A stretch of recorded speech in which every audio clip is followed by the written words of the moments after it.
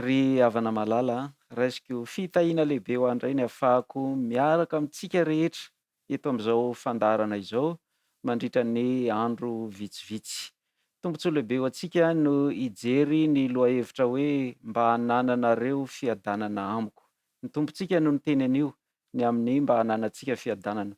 Ka dia hitondra mibavaka n'izay programma izay isika mialohan'ny tena hanombohantsika ny fotoana hivavaka isika tompoko.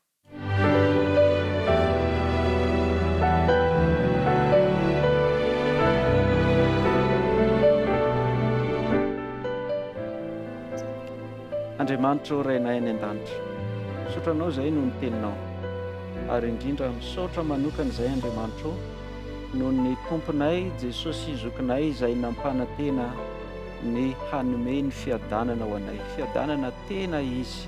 Ka dia ampio izay Andriamanitra o mandritra n'izao fotoana iarahanay miaraka amin'ny mpiaino rehetra izao, mba ho fotoana tokoa hanokafanao ny sainay, ny masom-panahinay, mba hanananay fiadanana ilay tena fiadananao. Tahio amin'ny fomba manokana ny programma amin'ity androany ity, tahio ny fitaovana, tahio ny teknisiana, tahio izay mpiaino rehetra manaraka ny fandarana. Tononoko amin'ny anaran'i Kristy mivavaka. Amen.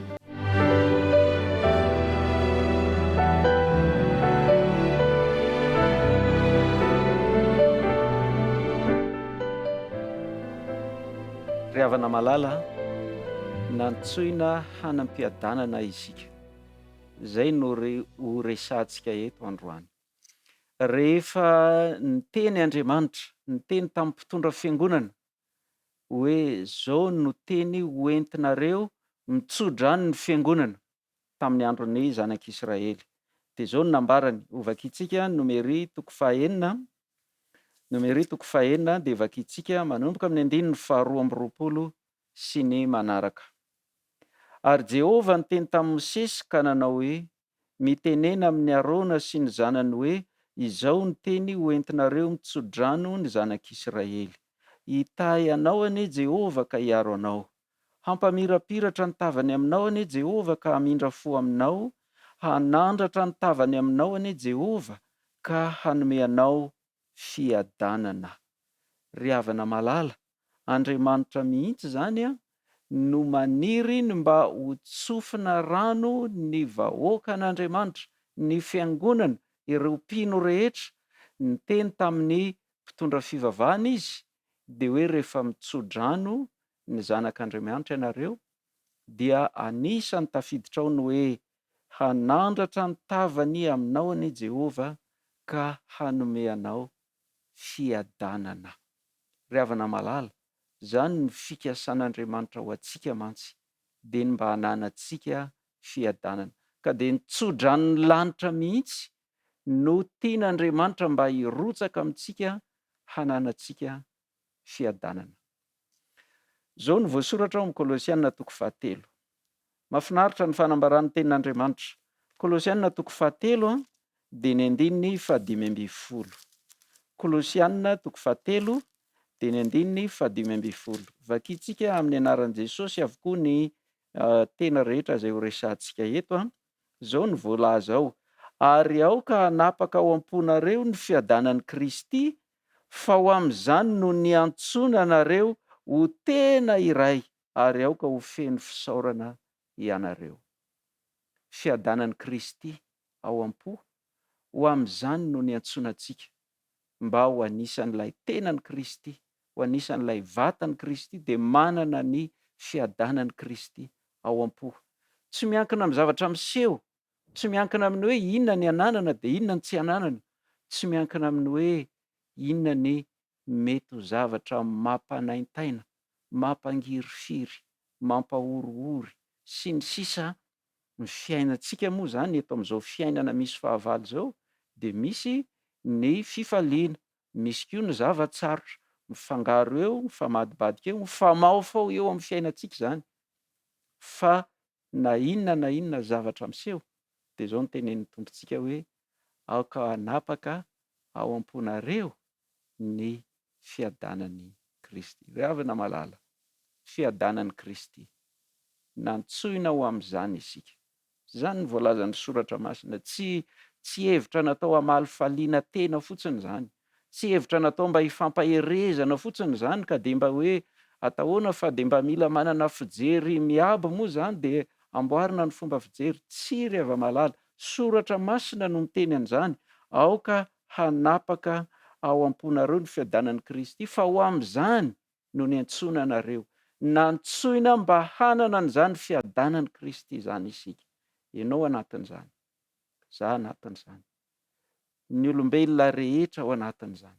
Ny zavatra mety hiseho dia izao, nantsoina ho amin'ny fiadanana fa misy tsy manohina ny antso, na misy mba asehony fotsiny hoe izy ane ka namaly an'ilay antso, fa raha ny tena marina mbola tsy izany izy, mbola tsy izany ny fiainany, mbola zavatra hafa no manintona azy, zavatra hafa ny mameno ny programam-piainany, zavatra hafa ny mameno ny faniriany fony, zavatra hafa no mbola nofinofisy ny iri no tanteraka eo aminy sy eo amin'ny ankohonany, eo amin'ny fianakaviany, fa tsy ilay fiadanan'i Kristy voalaza eto. Ry havana malala, nantsoina hanana fiadanana isika. Ka raha mbola misy ihany, raha mbola misy olona manana fiadanana eto amin'ity fiainana ity, dia tokony ho anisan'izany ianao. Tokony ho anisan'izany aho. Jesosy nilaza hoe mba hanananareo fiadanana amiko, ilay fiadanana ao aminy. Mety misy olona diso hevitra milaza izy fa manam-piadanana, kanefa tsy tena izany. Mety zavatra ivelambelany ary izy aza voafitaka ilay fahavalo, misy fahavalo-pamitaka eto. Fa zao isika kosa andao hoe mba handramantsika. Hoe raha mba misy ihany zany fiadanana zany Tompo, ianao milaza fa ny fiadananao omenao anay. Ka raha mbola misy afaka mahazo an'izany, raha mbola azon'ny olombelona mpanota atao, olombelona velona eto amin'ity fiainana misy satana de vola ity, raha mbola azo atao no mahazo an'izany, de mba faniriako ny azo an'izany. Andao mba ho ataontsika fiekana hoe zany. Zao mantsy ny tenenin Jesosy Jaona 4:12, ny 7:20. Andininy izay heveriko fa efa tsy de manavao anao na mety efa hainao tsenjery mihitsy aza. Jaona 4:12, 7:20. Melohan'i Jesosy hiala teto ambonin'ny tany dia nilaza n'io teny io izy ozy hoe fiadanana no avelako anareo. Ny fiadanako no omeko anareo. Tsy tahaka ny fanomeny zao tontolo zao ny fanomeko anareo. Aza malahelo na matahotra ny fonareo. Ry havana malala, zavatra tsy ho azon'izao tontolo zao naiza io fiadanana io. Ilay nitenen'i Jesosy hoe fiadanany no omeny atsika. Tsy hitantsika naiza zany. Izy ihany no afaka manome an'io. Aoka tsy ho voafitaka ka ho voasintona ho any amin'ny fiadanana izay sarotsarom-piadanana. Fiadanana pôkaty fotsiny jerena avy ety ivelany ohatran'ny manintona. Fa zao ilay fiadanan'ny tompontsika, ilay niteneniny hoe fiadanako no omeko anareo, andao mba tena hiainantsika izany.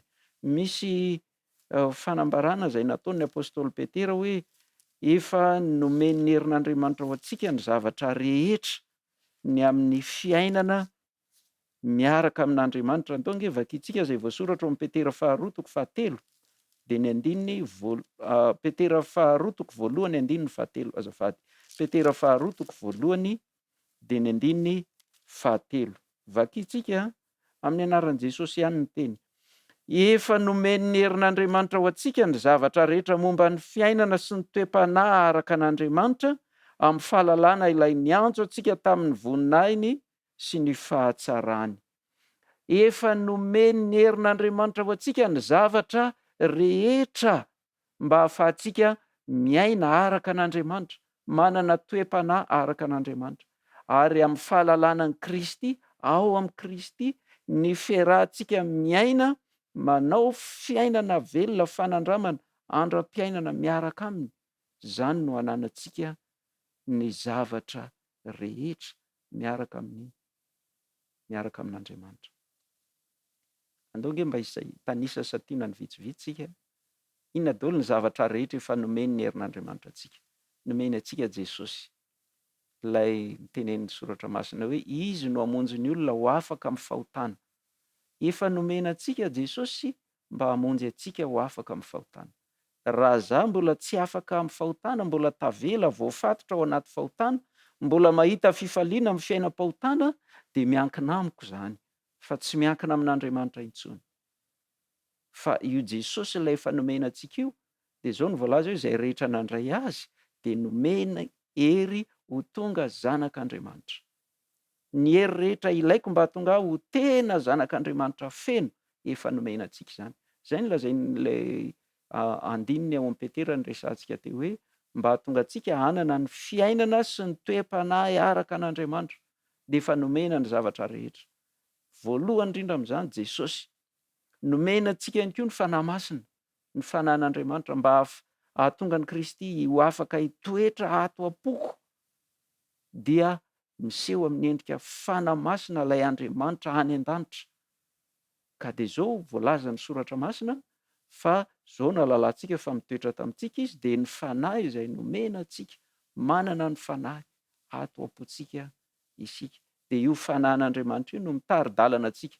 Io fanahyn'Andriamanitra io no mameno ny fontsika, dia io no manome antsika ny fahazavana, ny fahazavan-tsaina, torolalana rehetra, na dia ny teny izay ho tenenintsika aza, dia ny fanahy ato anatintsika mampiteny. Ary raha tena hanaiky an'izay fitarihan'ny fanahy izay isika, zany no tena ahitantsika ny hoe fiadanana miaraka amin'Andriamanitra, ilay fiainana sy ny toe-panahy araka an'Andriamanitra. Satria soratra masina dia milaza hoe izay tarihin'ny fanahin'Andriamanitra no zanak'Andriamanitra.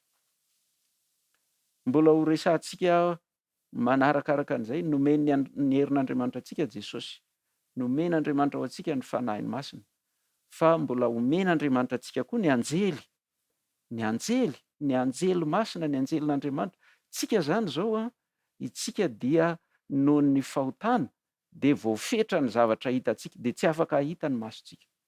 Fa ny anjely efa nampahafantarin'Andriamanitra, nampahafantariny soratra masina antsika, fa ny anjelin'i Jehovah mitoby manodidina izay matahotra azy ka mamonjy azy. Nomeny ny herin'Andriamanitra ho antsika. Voalaza ny soratra masina ao amin'ny bokin'ny Hebreo, tsy ho vakiantsika, toko voalohany dia voalaza fa fanahy manompo antsika mba hahatonga antsika handova famonjena ny anjely any an-danitra. Manompo antsika, tsy hoe manampy fotsiny fa manompo. Ravina malala, efa nomeny herin'Andriamanitra antsika ny zavatra rehetra mba ahafahantsika miaina amin'ny fiainam-piadanana, miaina amin'ny fiainana sy ny toe-panahy araka an'Andriamanitra. Ny fanontaniana mipetraka zany dia zao, tena mba miaina an'izany ve isika? Fa raha mbola fiainana eto amin'ity tany ity ravina malala, tsisy fiainana tsara noho izany. Tsisy fiainana, Satana misarika antsika amin'ny fiadanana sandoka, izay jeren'ny masontsika maro amin'ny mpiarabelona amintsika, ny ankamaroany dia voafitaka, dia mihevitra fa hahita fiadanana amin'ny zavatra hafa, dia voasintona mankany. Fa itsika kosa zany zao dia efa voalaza fa isika ilay fiadanan'i Kristy. Izay no efa niantson'Andriamanitra antsika, nantsoina isika mba hanana an'izay fiadanana izay. Andao ange vakiantsika farany amaranantsika azy. Ny Filipianina toko 4 dia ny 7. Filipianina toko 4 dia ny 7. Vakiantsika amin'ny anaran'i Jesosy. Ary ny fiadanan'Andriamanitra izay mihoatra noho ny fahalalana rehetra hiaro ny fonareo sy ny hevitrareo ao amin'ny Kristy Jesosy. Maro ihany koa ny mpitondra fivavahana mitanisa n'io andinina io rehefa mitso-drano ny fiangonana. Tsara moa zany manamarika hoe nitso-drano, ny fitenin'ny malagasy dia manao hoe nitso-drano zava-mahery. Marina zany raha ohatra ka avy amin'Andriamanitra ilay tso-drano. Zava-dehibe nitso-drano omen'ny ray aman-drenintsika, ray aman-dreny ara-nofo, reny olon-dehibe efa zoky olona eo amin'ny fianakaviana, nitso-drano ny taranany sy ny ankonany izy. Tsara, zava-dehibe zany. Fa zao raha ohatra ka fantsona ampitain'Andriamanitra ny tsodrano avy any aminy reny ray aman-drenitsika ireny, dia amin'izay no manan-kery eo amintsika ilay tsodrano. Satria ny ray aman-drenitsika na dia fanariany toy inona aza ny andraisantsika ny tsodrano, dia tsy afaka manova manamboatra ny fiainantsika izy. Andriamanitra irery ihany ny mandamina, ka raha tsodrano avy amin'Andriamanitra no ampitain'ireny ray aman-dreny ireny amin'ny taranany, dia amin'izay fotoana izay no manan-kery ilay tsodrano. Ary izany no mahatonga ny mpanompon'Andriamanitra mitanisa an'ireny soratra masina ireny rehefa mitsodrano. Tany am-piandohantsika dia niteny hoe, Andriamanitra mihitsy miteny hoe rehefa mitsodrano ianareo dia teneny hoe hanandratra ny tavany aminareo anie Jehovah ka hanome anareo fiadanana. Eto indray dia mbola voalaza indray ny apôstôly Paoly nampita an'izany, ary tsodrano ihany koa hoe ny fiadanan'Andriamanitra izay mihoatra noho ny fahalalana rehetra hiaro ny fonareo sy ny hevitrareo amin'ny Kristy Jesosy. Ry havana malala, angatahako ianao mba hitady an'izany fiainam-piadanana ao amin'Andriamanitra izany. Irian'Andriamanitra isika hanana an'izany. Isika ihany koa mba tokony hangetaeta ny azo an'izany fiainam-piadanana ao amin'Andriamanitra izany. Tsy hitady an'izany any an-toeran-kafa na amin'ny zavatra hafa, ka dia hitahy anao anie Andriamanitra mba tena ho tanteraka ao aminao izany tsodranon'Andriamanitra izany. Efa nomeny ny herin'Andriamanitra ho anao, ho antsika ny zavatra rehetra mba hananantsika fiainana sy toe-panahy araka an'Andriamanitra ao amin'ny fiadanana, fa miankina amin'ny safidintsika. Aoka ny safidinao mba ho feno tanteraka ny tena hiaina miaraka amin'Andriamanitra. Ary raha sitraka ao dia hidirantsika hatramin'ny antsipiriany mihitsy amin'ny toin'izao fiarahana mianatra izao, izany hoe hiaraka hanam-piadanana amin'Andriamanitra. Fa androany aloha ataovy azonao antoka fa zavatra rehetra izay nomeny ny herin'Andriamanitra ho anao dia raisinao avokoa, satria manaiky no isan'ny zanak'Andriamanitra, manaiky no tarihin'ny tenin'Andriamanitra, manolo tena ho eo ambany tana maherin'Andriamanitra ianao. Andao hoentsika mivavaka izay, hivavaka isika.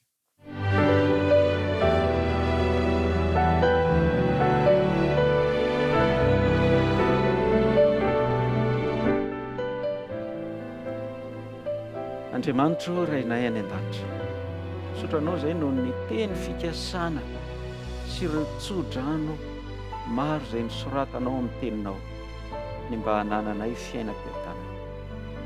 Andriamanitra, tsy manana fiadanana ao anatinay izahay, tsy mahay mamorona an'izany izahay, tsy mahay manome anay an'izany ihany koa izao tontolo izao, izao fiainana izao, fa ianao kosa efa nampanantenanay an'izany.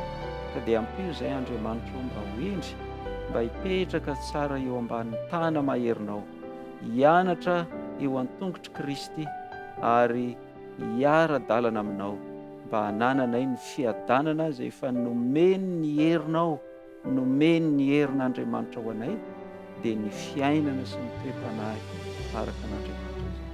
Ka angatahako manokana ianao hiasa aminay, hiasa amin'ny mpiaino rehetra, mba ho feno tanteraka ny fanoloran-tenanay, mba hatonga anay ho isan'ireo izay hanam-piadanana ao aminao.